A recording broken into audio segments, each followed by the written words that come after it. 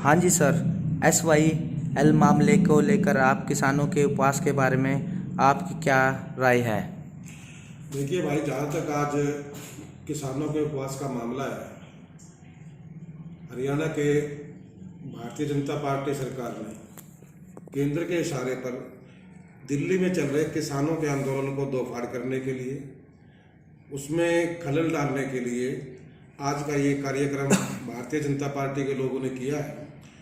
और मैं दावे के साथ कह सकता हूं कि पूरे हरियाणा के अंदर जो आज के उपवास का कार्यक्रम भारतीय जनता पार्टी का था, उसमें कहीं भी हरियाणा का किसान शामिल नहीं है। मैं कुरुक्षेत्र की बात करता हूं, मैं खुद मौका पर वहां पर गया भी था, मैंने देखा भी है कि भारतीय जनता पार्टी के लोग ही उस उपवास में शामिल थे, कहीं किसान कोई नहीं था। जहाँ तक रिपोर्ट्स आई और जहाँ तक मैं जब वहाँ गया मैंने देखा है, मुझे मालूम हुआ है कि किसानों जो वहाँ पर पहुँचे थे उस उपवास के कार्यक्रम में, धरने के कार्यक्रम में, मालूम नहीं देखा भारतीय जनता पार्टी के लोगों का क्या ये कार्यक्रम था। लेकिन किसान जितने भी वहाँ पर पहुँचे हैं, सबने सरकार की खिलाफत की है, वहाँ पर मुर्दाबाद के नारे भी लगाए हैं भारतीय जनता पार्टी के। और उसको किसानों ने साफ कहा है कि ये उपवास किसानों का नहीं है, बल्कि भारतीय जनता पार्टी के लोगों का उपवास है या वो धरना है। और इसका सबूत सिर्फ इसी बात का है साहब कि कल से इस उपवास की घोषणा भारतीय जनता पार्टी के लोगों ने उपवास की घोषणा की है, किसानों ने घोषणा नहीं की। कोई किसान संगठन इस उपवास में शामिल नहीं हुआ। मैं लगातार सोशल मीडिया पर देख रहा था, कल भी और आज भी मैंने देखा है कि भारतीय जनता पार्टी के जो पदाधिकारी हैं, भारतीय जनता पार्टी के जो विधायक और जो सांसद हैं, वो उपवास की पोस्टर डाल रहे हैं। दोहरा मापदंड इन लोगों का देखिए, एक तरफ तो दिल्ली में चल रहे किसान आंदोलन के बारे में लोग कहते हैं कि विपक्ष किसानों को भड़का रहा है। अगर वहां पर किसानों को विपक्ष भड़काता है, तो हरियाणा के अंदर भारतीय जनता पार्टी के लोग किसानों के नाम पे पोस्ट किस लिए डालते हैं भाई? अगर उपवास किसानों का है, अगर वो धरना किसानों का है, तो भारतीय जनता पार्टी के झंडे क्यों वहां पर लगे हुए हैं? बड़ा साफ सा मामला है कि भारतीय जनता पार्टी के विधायकों की गाड़ियां मौके पर मैंने वहां पर देखी है। जो सांसद है यहाँ के, वो सांसद वहां पर मौके पे हैं, भारतीय जनता पार्टी के पदाधिकारी वहां पर बैठे हैं। कुछ लोग वहां पर जरूर शामिल हुआ होंगे, लेकिन मेरी कईयों से बात हुई है वहां पर कि कुछ लोग वहां पर जो थे उनसे मैंने बात भी की, तो उन्होंने कहा कि ठीक है साहब, सरपंच है, 2-4 गांव के सरपंच आए हैं। अब सरपंच की भैया क्या है कि मजबूरी, उसको ग्रांट चाहिए, लेकिन वो सरपंच वहां पर धरने में या उपवास में कहीं शामिल नहीं थे। वो लोग अलग बैठे हुए थे, आसपास बैठे हुए थे। धरना या उपवास का जो कार्यक्रम था वो भारतीय जनता पार्टी का कार्यक्रम था। मेरा आप लोगों के माध्यम से ये भी कहना है, सरकार से ही पूछना है कि भाई आखिर ये उपवास भारतीय जनता पार्टी के लोग अपनी सरकार के लिए रख रहे हैं क्या, सरकार को बचाने के लिए रख रहे हैं? देखिए, बड़ा एक अजीब सी स्थिति यहाँ पर है। पंजाब के अंदर 2014 से लेकर मार्च 2017 तक भारतीय जनता पार्टी की सरकार पंजाब में है। हरियाणा के अंदर पिछले 6 साल से 6.5 साल से भारतीय जनता पार्टी की सरकार है। केंद्र में पिछले 6.5-7 साल से भारतीय जनता पार्टी की सरकार है। यार, तीनों जगह तो भारतीय जनता पार्टी की सरकार बैठी है, तीनों जगह में भारतीय जनता पार्टी के लोग शासन करते हैं। तब SYL का पानी क्यों नहीं ले आए?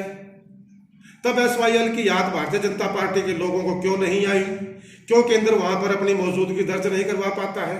आज जब पूरे हिंदुस्तान का किसान दिल्ली के अंदर नरेंद्र मोदी द्वारा लाए गए 3 काले कानूनों का विरोध करने के लिए दिल्ली में जमा है, दिल्ली के सारे बॉर्डर किसान ने सील किए हैं, अपनी मांगों के लिए वो वहां पर बैठे हैं, उन आंदोलन को खत्म करने के लिए, उस आंदोलन को बदनाम करने के लिए पहले तो उन्होंने आतंकवादी, माओवादी और खालिस्तानी कहकर उस आंदोलन को बदनाम किया। जब वहां से लोगों की बात नहीं बनी, फिर इन्होंने यूपी के अंदर गन्ने की बात करके, गन्ने के रेट की बात करके, गन्ने की पेमेंट देने की बात करके उस आंदोलन को तारपीड़ो करने की कोशिश की गई, मगर उत्तर प्रदेश का किसान उनके बहकावे में आया नहीं। तो इस तरीके से लगातार नरेंद्र मोदी अहंकारी होकर के, सत्ता के मद में चूर होकर के, किसान की बात ना सुनकर केवल और केवल अपनी जिद के आगे मजबूर है, अपनी जिद पुगाना चाहता है। और इस आंदोलन को बदनाम करने के लिए, इस आंदोलन को खत्म करने के लिए, किसान के इसको दोफाड़ करने के लिए भारतीय जनता पार्टी की सरकार ने और भारतीय जनता पार्टी के लोगों ने इस उपवास का नाम लिया।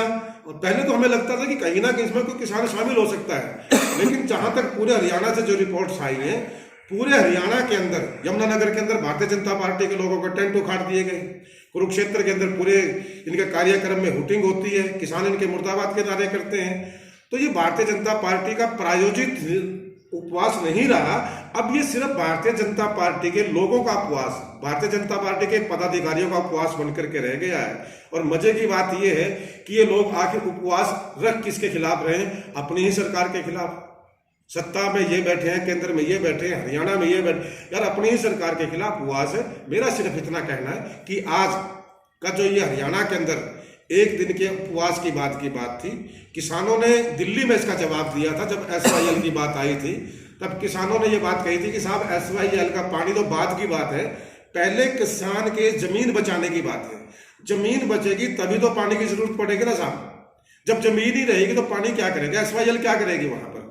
तो आज का जो ये भारतीय जनता पार्टी का जो ड्रामा था, जो नौटंकी थी, जो प्रदर्शन था, जो उपवास था, बर्फियां खा करके उपवास रख रहे हैं, चाय पी करके उपवास रखते हैं, तो ये सिर्फ और कुछ नहीं था, दिल्ली में चल रहे किसानों के आंदोलन को तारपीड़ो करने के लिए एक साजिश थी। और ये साजिश भारतीय जनता पार्टी की जो है वो पूरी नहीं हो पाई। भारतीय जनता पार्टी का चेहरा बिल्कुल पूरी तरह से इसके अंदर बेनकाब हो चुका है।